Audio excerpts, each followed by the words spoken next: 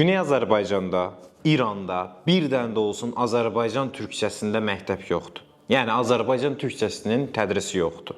Amma 50-dən çox erməni dilində təhsil verən məktəblər var.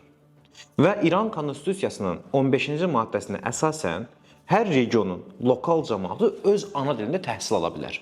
Amma necə olur ki, bu konstitusiya türklər üçün işləmir. Çünki burada bir pan-İrani siyasət var. Pəhləvilərdən gələn bir farslaşdırma siyasəti var. Qəbul edə bilmirlər ki, İranda türklər də yaşayır. Qıcıqlanırlar qardaş, yəni qəbul edə bilmirlər ki, 1000 il bu türklər İran məmləkətini idarə eləyib. İndi də nətər olub ki, Böyük Britaniyanın yardımı ilə farslar hökuməti ələ keçiriblər, yəni pəhləvilər 1925-də. Ondan bəridir ki, türklərin qara günləri başlayıb.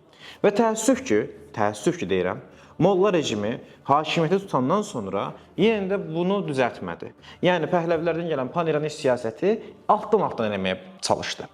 Yəni bir növ biz bilirdik ki, pəhləvilər irqçidir, bilirdik, radikal milliyyətçidirlər, irqçidirlər, faşistdirlər, yəni türkləri qəbul edə bilmirlər.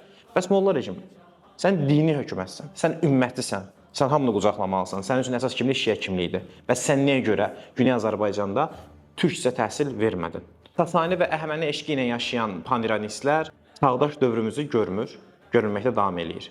Və İrandakı hökumət həyatda qalmaq üçün pan-İranistlərə belə baş vurur. Yəni keçən dəfə gördünüz ki, Roma imperatoru Valerian, bilirsiniz ki, vaxtında Sasani imperiyasında məğlub olmuşdu Şapura. Onun heykəlini qoydurublar. Yəni 200-cü illərdə baş vermiş hadisənin heykəlini qoydurublar. Belə Şapurun qabağında Valerian diz çökür. Adamların həzz aldığı şeyə bax.